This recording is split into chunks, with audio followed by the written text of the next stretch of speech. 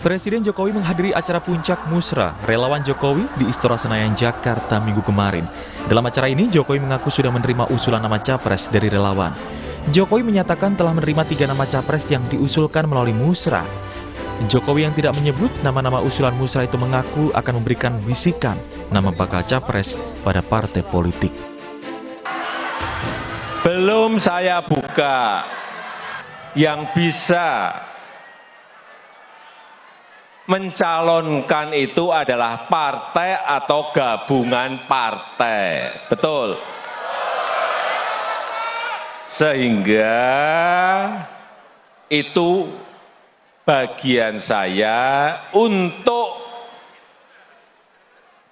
memberikan bisikan kuat kepada partai-partai yang sekarang ini juga koalisinya belum selesai. Ketua Umum Relawan Projo sekaligus penanggung jawab Musra Indonesia, Relawan Jokowi, Budi Aristiadi menyebut ada 3 nama capres yang diajukan ke Jokowi, yakni Prabowo Subianto, Ganjar Pranowo, dan Erlangga Hartarto. Sementara ada 4 nama cawapres yang diajukan, Budi menyebut salah satunya Menko Polhukam Mahfud MD. Menjaring dan merekam suara aspirasi masyarakat. Nanti kita sampaikan ke Pak Presiden 3 nama dan nanti biar Pak Presiden yang memutuskan. Ya kalau ditanya, tanya Pak Presiden lah, ya kan? Yang paling banyak disebut. Ya karena Pak Prabowo, Pak Ganjar dan Pak Erlangga, itu 3 nama dan semuanya memang memiliki kelebihan masing-masing. Ketua Umum Partai Demokrat Agus Harimurti Yudhoyono menanggapi sikap Jokowi yang bakal membawa nama capres dari hasil musyawarah rakyat ke partai politik. AHY menyebut setiap warga negara termasuk Jokowi memiliki hak untuk memilih capres. Namun ia berharap agar tidak terjadi kemunduran demokrasi. AHY mengingatkan agar jangan ada tokoh-tokoh potensial capres tertentu yang didukung atau di-endorse presiden, tetapi ada tokoh lain yang justru dijegal. Silakan kalau beliau punya pilihan-pilihan, tetapi mohon kita semua mengawal agar demokrasi ini menjadi ruang buat semua. Jangan sampai ada yang didukung, ada yang di-endorse, ada yang disupport, tapi ada juga yang nggak boleh maju, nggak boleh berlayar, nggak boleh bersatu. Ini sesuatu yang tidak sehat dan tentunya demokrasi kita akan mundur ke belakang. Sebelumnya sejumlah pihak mengkritik sikap Presiden Jokowi yang dinilai cawe-cawe dalam urusan Pilpres. Tak terkecuali mantan Wakil Presiden Yusuf Kala. Namun Jokowi mengaku tidak cawe-cawe. Pertemuan dengan ketua umum partai politik merupakan hal biasa dan tidak melanggar konstitusi. Tim Liputan, Kompas TV.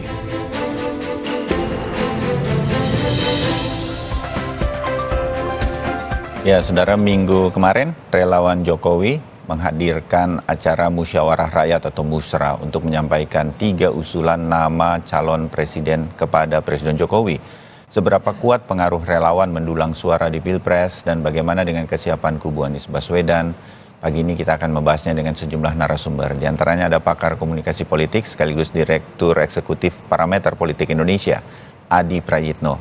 Pimpinan Musra atau penanggung jawab Musra yang berlangsung kemarin, serta Ketum dari Projo Jokowi, Budi Aristiadi, serta Kepala Bakomstra, Badan Komunikasi Strategis Partai Demokrat, sekaligus anggota dari Koalisi Perubahan, Herzaki Mahendra Putra.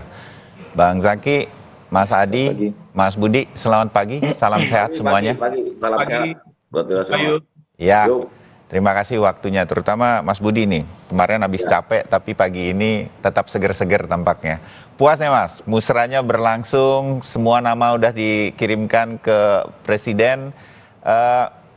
Tapi ini tuh memang benar-benar ya hasil dari musyawarah rakyat teman-teman dari berapa provinsi? 29 provinsi? Ya, Mas jadi begitu. Musyawarah Rakyat Indonesia ini adalah sebuah instrumen demokrasi seperti kata Presiden Jokowi untuk mendengarkan suara rakyat. Bahkan dalam pidatonya Pak Presiden dengan tegas mengatakan tujuan musra itu adalah merekam suara rakyat, bukan suara elit. Karena Pak Presiden Joko Widodo ini sangat memperhitungkan, sangat memperhatikan, sangat mendengar apa yang menjadi aspirasi rakyat. Nah, musra atau musyawarah ini adalah bagian esensi dari demokrasi. Karena musyawarah itu adalah momentum partisipasi rakyat. Karena tanpa partisipasi rakyat tidak ada demokrasi. Iya. Atau tidak ada demokrasi yang berkualitas tanpa partisipasi rakyat. Pengen tahu Mas Budi, dari musyawarah yang dilakukan di 29 provinsi atau daerah ini, muncul juga nggak usulan dari teman-teman semua nama Anies Baswedan sebagai calon presiden misalnya? Kita menggelar musrah itu sejak kick off 28 Agustus 2022 di Bandung. Dan kita tutup puncak musrah ini kemarin 14 Mei 2023. Kalau soal nama, semua nama ada. Ada ya? Bahkan nama Pak Anies ada juga, tapi kan tidak masuk dalam 3 besar. Begitu juga nama-nama tokoh lokal, dan itu kan sudah kita laporkan ke publik sejak Agustus tahun lalu. Tokoh-tokoh lokal muncul, misalnya di Sulawesi Selatan ada nama Pak Dhani Pomanto, di Jawa Barat ada nama Pak Ridwan Kamil, di Jawa Timur ada nama Bu Kofifa, tapi kan begitu direkap atau disatukan secara nasional, tidak masuk dalam 3 besar begitu loh. Kira-kira untuk capres dan bakal cawapres tuh kira-kira seperti itu ya, nama dikumpulkan kemudian direkap 3 besarnya. Pak Anies masuk dalam nomor 4, nomor 5 di beberapa provinsi begitu, di provinsi lain nggak ada. Jadi setelah kita rekap seluruh hasil provinsi, ya keluarlah 3 nama capres dan nama cawapres. Yang itu pun sebenarnya kita mau lanjutkan sampai berapa provinsi, cuman waktunya sudah tidak memungkinkan gitu. Bukannya kita letih untuk melaksanakan musrah, cuman waktunya memang sudah selesai, apalagi kemarin ada puasa dan lebaran, sehingga kita juga memutuskan sudah kita akhiri toh sudah sebagian besar lah gitu ya. Sudah terwakili dari Sabang sampai Merauke begitu loh. Dari Aceh, Papua sudah kita rekam begitu loh. Mas Bud, seberapa besar keinginan teman-teman di Musra sedemikian rupa sudah bekerja keras untuk mengumpulkan nama ini, menyampaikan ke Pak Jokowi? Ini murni dari teman-teman sendiri atau Pak Jokowi yang pesen, sehingga kemudian ini sudah dititipkan? Seberapa yakin begitu para relawan ini meyakini bahwa ini bisa menjadi sesuatu sumbangan bagi Pak Jokowi, yang harus menyampaikan memang Pak Jokowi nanti kepada partai politik. Seberapa yakin hasil musrah ini, nama-nama ini nanti akan goal? Kami begini loh, kami tentu saja musyawarah rakyat ini kan tidak kami ingin pertentangan dengan survei yang punya metodologi dan secara saintifik bisa dipertanggungjawabkan. Musrah ini kan bagian dari bagaimana kita melibatkan partisipasi rakyat di seluruh wilayah gitu loh. Kita rekam penyelenggaraan musrah itu maraton hampir 10 bulan kita lakukan di seluruh wilayah. Nah, Pak Presiden maupun kami sendiri sebagai penyelenggara tidak melakukan intervensi apapun tentang nama-nama yang muncul di rakyat. Apa yang menjadi kehendak masyarakat, apa kehendak warga dan rakyat yang tempat kita musrah dilangsungkan gitu loh. Nama-namanya muncul semua. Kita tidak membatasi, tidak melarang siapapun. Karena pilihan di musrah itu, di e-voting itu, kita melakukan e-voting ya. Untuk cawapres itu terbuka, bukan tertutup. Jadi pilihannya bukan tertutup, terbuka. Jadi siapapun boleh menuliskan nama capres, cawapres sesuai dengan keinginan mereka gitu loh. Kita nggak membatasi 1 nama atau 2 nama, enggak. Dan ini terus terang kita nggak setting hasilnya. Nah, apa yang ada ya udah kita sampaikan ke masyarakat, ke Pak Presiden terutama. Ya, terima kasih. Kita tahu sedikit mekanismenya. Nanti kita lanjutkan ya, Mas Budi. Artinya pasti nanti ada hal-hal yang ingin kita tanyakan lagi. Mas Adi, kalau kita melihat musrah kemarin, Anda melihatnya seperti apa nih? Pak Jokowi senang nih ngumpulin relawannya. Apa yang sebenarnya Pak Jokowi ingin tunjukin? Banyaknya relawannya, dia masih punya power, pendukungnya masih banyak. Saya bilang A, semua bisa ikut A. Nama-nama kemudian juga nggak disebut Pak Jokowi sih, Mas Budi yang sebut, tapi kita jadi tahu begitu kira-kiranya seperti apa. Dan satu kan sudah dicalonkan resmi oleh PD Perjuangan, Ganjar Pranowo. Nah, semacam ini apa yang kita lihat analisanya, Mas Adi?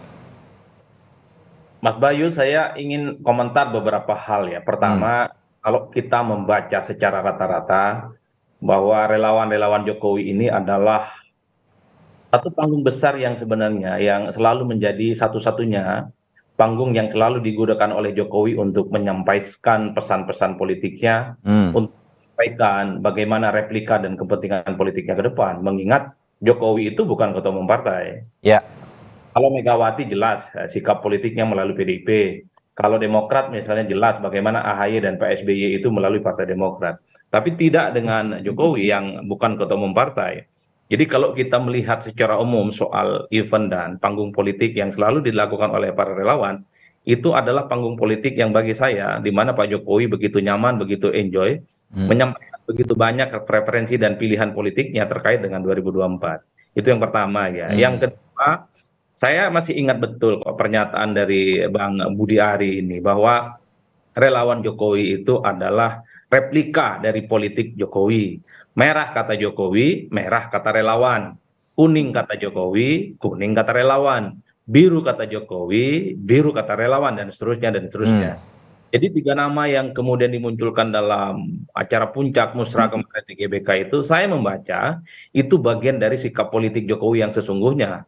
Bahwa dari lubuk hati yang paling dalam bisa diterjemahkan Jokowi itu melalui relawannya ingin Prabowo juga maju, Ganjar Pranowo juga maju, dan Pak Erlangga juga maju. Itu artinya Pak Jokowi menginginkan yang bertanding di 2024 itu adalah all Jokowi's men. Jadi pemilu 2000 mirip-mirip friendly match. Yang bertanding adalah orang-orangnya Jokowi, jadi tidak ada huru-hara politik dan pembelahan, kemudian soal bagaimana konfrontasi politik secara ekstrim itu bisa dihindari. Itu yang kemudian dibaca secara rata-rata oleh kita dari jauh ya, Mas Bayu.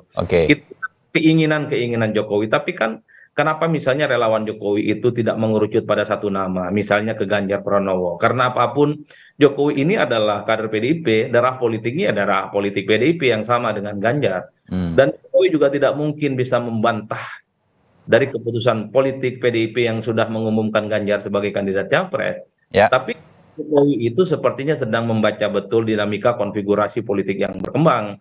Dengan asumsi misalnya bahwa di 2024 nanti poros perubahan yang di dalamnya ada Partai Demokrat dan Bang Herzaki itu tidak terlampau solid dan mereka bubar jalan. Itu artinya Anies gagal untuk mendapatkan tiket pencapresan. Jadi yang bertanding itu adalah nama-nama yang ada dalam musrah itu. Tapi sebaliknya, kalau Bang Herzaki dengan poros perubahan berhasil mengusung Anies Baswedan, maka sangat mungkin partai-partai politik koalisional pemerintah yang 6 itu di luar Nasdem tentu saja akan berfungsi menjadi satu kekuatan politik, dan disitulah para itu akan memutuskan pada satu nama yang kemudian menjadi satu kesatuan kekuatan politik poros besar itu. Jadi wajar kalau kemudian Jokowi itu ngomong bahwa 3 nama itu ya masih terisolasi, belum dibuka. Karena memang sedang melihat betul bagaimana konfigurasi politiknya. Kalau ada perubahan ya saya kira kelompok kubu pemerintah ini akan bersatu ya. Yang terjadi 2024 bukan lagi friendly match, tapi big match. Akan terjadi head to head. Keras gitu antara kubu pemerintah dan kubu oposisi. Karena pendaftaran ke KPU masih tinggal 5 bulan, everything can happen. Mas Bayu, itulah yang kemudian membuat kenapa relawan Jokowi termasuk Jokowi tidak buru-buru mengerahkan dukungan politik relawan itu pada satu nama. Ya, politik kita itu kan sebenarnya ujung-ujungnya adalah politik di tikungan akhir, bukan yang terjadi saat ini ya. Analisanya makin mengerucut, kita dibantu untuk membaca hal semacam ini. Mas Zaky, ini berarti sekarang bolanya ada di Mas Zaky dan kawan-kawan di Koalisi Perubahan. Akan maju atau tidak, karena itu akan menentukan semua arahan partai politik yang lain. Terutama kalau kita sebut Pak Jokowi juga akan melihat situasi ini. Mas Zaky masih yakin ini akan maju, dan kemarin melihat musrah itu sebagai apa? Kalau Anda melihatnya bersama teman-teman, terutama di Demokrat dan Perubahan. Ya, terima kasih Mas Bayu. Pertama, kalau kita bicara mengenai keyakinan, ya yakinlah. Karena bagaimanapun ya, Koalisi Perubahan ini kan kami berdiri bersama bukan hanya karena siapa dapat apa atau karena ada siapa yang mau didorong gitu, tetapi karena ada kesamaan platform, kesamaan cara pandang, kesamaan semangat. Kalau tadi bicara mengenai musrah adalah upaya menjaring aspirasi, ya itu kan memang seperti itulah mekanisme yang dilakukan oleh teman-teman di relawan. Tetapi kami juga di partai politik kan memang punya fungsi, tugas dan tanggung jawab bagaimana menjaring aspirasi publik, harapan-harapan publik, dan kami juga berupaya menjadi agregator karena inilah fungsi dari partai politik gitu. Di Koalisi Perubahan ini total ada lebih dari 5.000 anggota dewan ya dari berbagai tingkatan, Kita juga sudah berkeliling hampir setahun ini mencari masukan, memastikan seperti apa harapan publik. Ya, dan kuat sekali harapan itu adalah ada keinginan perubahan gitu. Keinginan perubahan, karena itulah kami bersama bertiga ini membentuk koalisi perubahan, dan tokoh atau figur sentral yang dianggap sebagai representasi utama perubahan itu adalah Mas Anies Baswedan. Jadi kalau ditanya punya keyakinan, kami sangat yakin. Apalagi kami ini kan kebersamaan ini tidak tiba-tiba gitu, tetapi dalam setahun terakhir sudah bersama, sudah diskusi intens hampir setiap minggunya, dan kemudian baru muncul nama calon itu Mas Anies itu setelah berbulan-bulan gitu. Bukan awal karena Mas Anies kita bergabung, bukan itu gitu ya. Ini yang membedakan kami gitu.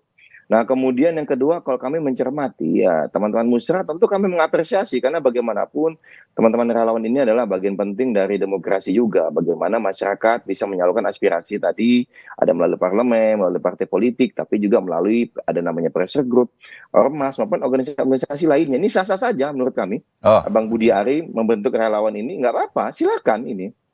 Bagian dari upaya menjaring masukan. Tapi tadi kalau kita bicara mengenai konteks apa yang disampaikan Mas Ahy di awal adalah tentunya harapan kita. Pak Jokowi ini kan ada dua sisi ya. Satu sisi beliau bicara mengenai pribadi. Pribadi punya hak politik, punya aspirasi politik. Sah-sah saja. Beliau ingin menyalurkan melalui posisi beliau di PDIP ya, sebagai beliau adalah kader PDIP, itu silakan ya.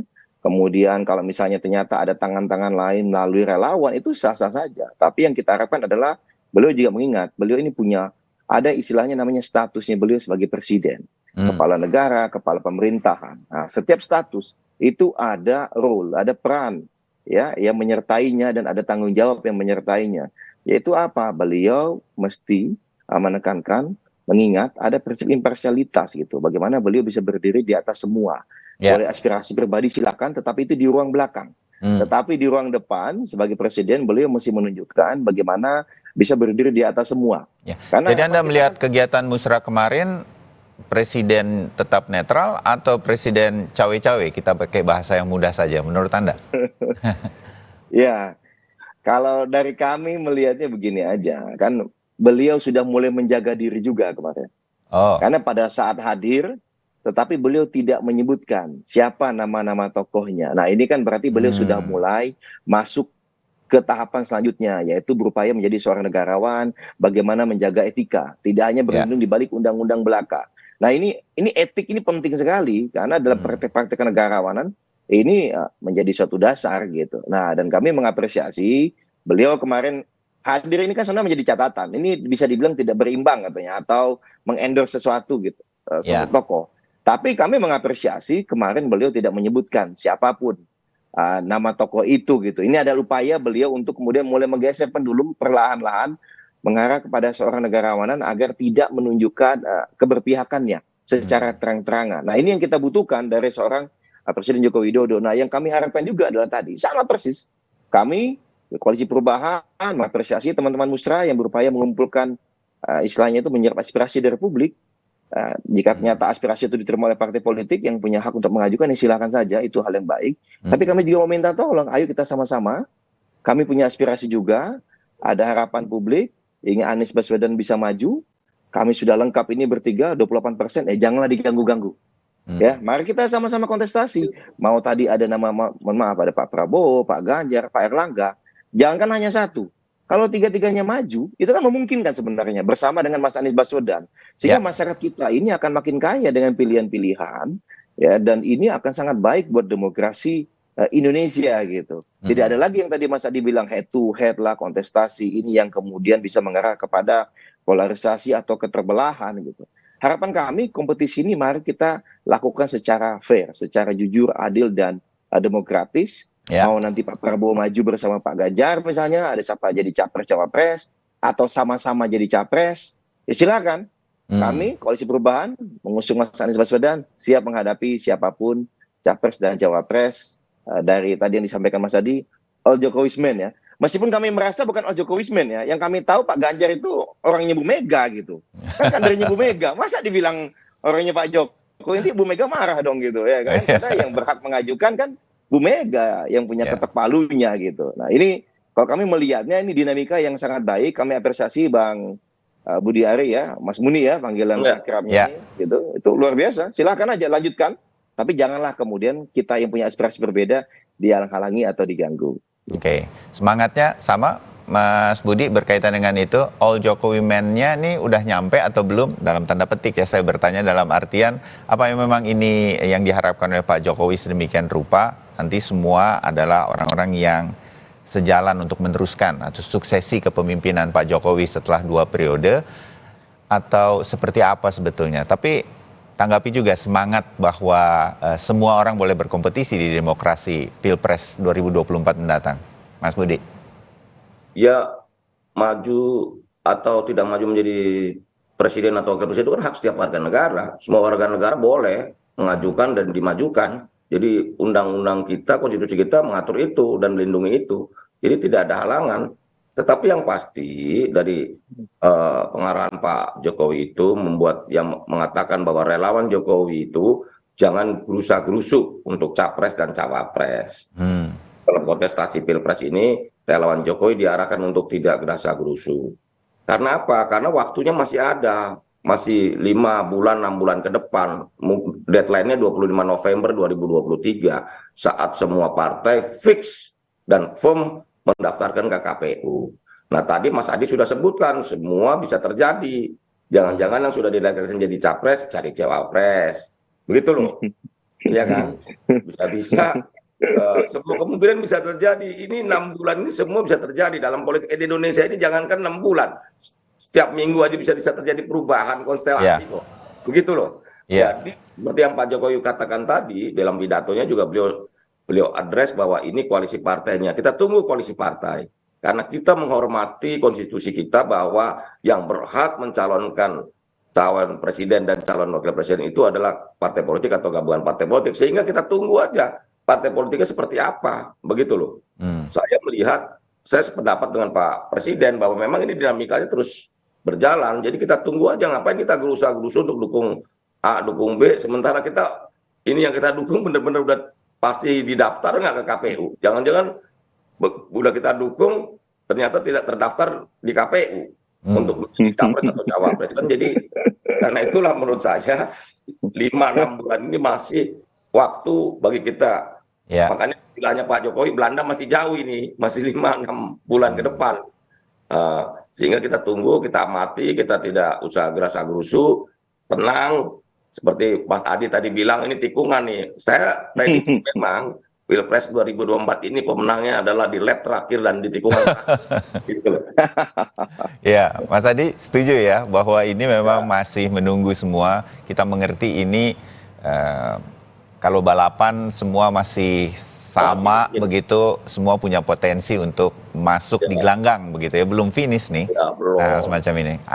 Analisa singkat Anda bahwa saya sih menangkap Musra kemarin juga bukan memaksakan kehendak kepada Pak Jokowi, tetapi inilah keinginan dari sebagian masyarakat yang tergabung dalam relawan Jokowi begitu. Dan bagaimana konstelasinya juga diyakini itu akan terserah partai politik sedemikian rupa. Cuma bisa membisiki juga Presiden Jokowi. Tapi dari sisi Anda melihatnya, apakah ini nanti akan didengar nih bisikannya Pak Jokowi? Seberapa jauh Mas ini Bayu, didengar? Mas Bayu, kalau bisik itu untuk orang dekat. Kalau orang jauh itu teriak. Itu perbedaan ya. Tapi kan boleh didengar, boleh enggak juga kan. Nah, kalau udah bisik itu berarti orangnya dekat. Oke. Kalau orangnya jauh dia teriak. Ya, jadi kemungkinannya lebih, yang dekat-dekat itu kemungkinannya lebih besar, begitu Mas Budi ya? Iya. Oke, Mas Adi? Saya hakul yakin, Mas Bayu, 1000% bahwa dinamika konfigurasi politik ke depan cukup dinamis ya, dan bahkan bisa berubah total. Yang mungkin dalam politik kita itu adalah hanya membangkitkan orang yang sudah meninggal. Nah, itu paling repot itu. Tapi yang lain-lain itu sangat mungkin, termasuk misalnya soal Partai Demokrat. Siapa yang dari dulu bisa membayangkan tiba-tiba Demokrat membuka komunikasi dengan Pak Erlangga Hartarto, dengan Muhaimin Iskandar. Bentuk kerumitan-kerumitan bagaimana dinamika politik terus berkembang. Ini kan ketua-umum partai yang sampai saat ini saya baca ya cukup dilematis dan bahkan galau. Berharap maju Pilpres di 2024 tapi tidak kunjung mendapatkan partner yang pas dan tidak kunjung diumumkan sebagai calon kandidat wakil. Misalnya Muhaimin Iskandar. Sejak tahun lalu deklarasi dengan Prabowo Subianto. Iya. Rata-ratanya tidak terlampau diminati untuk bisa mendampingi Prabowo Subianto. Begitupun dengan AHY, dengan partainya Mas Herzaki. Hampir tiap hari elit-elitnya muji Anies Baswedan, tapi sampai saat ini AHY tidak kunjung diberikan lampu hijau untuk bisa mendampingi Anies Baswedan. Bahkan sibuk menyebut begitu banyak nama-nama yang potensial mendampingi Hovifah. Mendampingi AHY maksud saya, ada Hovifah, itu ada Andika Perkasa, bahkan belakangan ada nama Sandiaga Uno, Mahfud MD dan seterusnya. Tentu rumit dalam konteks ini Mas Bayu, karenanya Demokrat itu sedang membuka betul hati dengan kongsi politik yang lain, terutama untuk bisa memastikan AHY bisa maju. Karena bagi Demokrat itu bagi saya sulit membayangkan berpolitiknya lillahi ta'ala, ingin masuk surga, gabung tidak mendapatkan apapun. Bagi saya itu agak rumit. Demokrat ini kan berpengalaman, menang 2 kali, ada SBY yang sampai saat ini menurut saya cukup powerful dan insting politiknya cukup kuat. Ngapain berada di poros perubahan kalau memang tidak menguntungkan secara politik? Kan pastinya siapa tahu ada kolam politik yang lain yang jauh lebih menjanjikan. PKB, kemudian Demokrat, ada Golkar. Wah, itu ngeri-ngeri sedap koalisi ini kalau terbentuk, Mas Bayu. Tetapi kamu menyertakan di situ ada nama Pak Erlangga. Kita tahu di ujung terowongan itu ada cahaya buat partai yang ini berharap ketumnya bisa maju. Kita jeda dulu untuk melihat kemungkinan kolam-kolam lain tersebut untuk Mas Zaky nanti. Mas Zaky bersiap ya, dan berikan jawabannya usai jeda. Tetap bersama kami.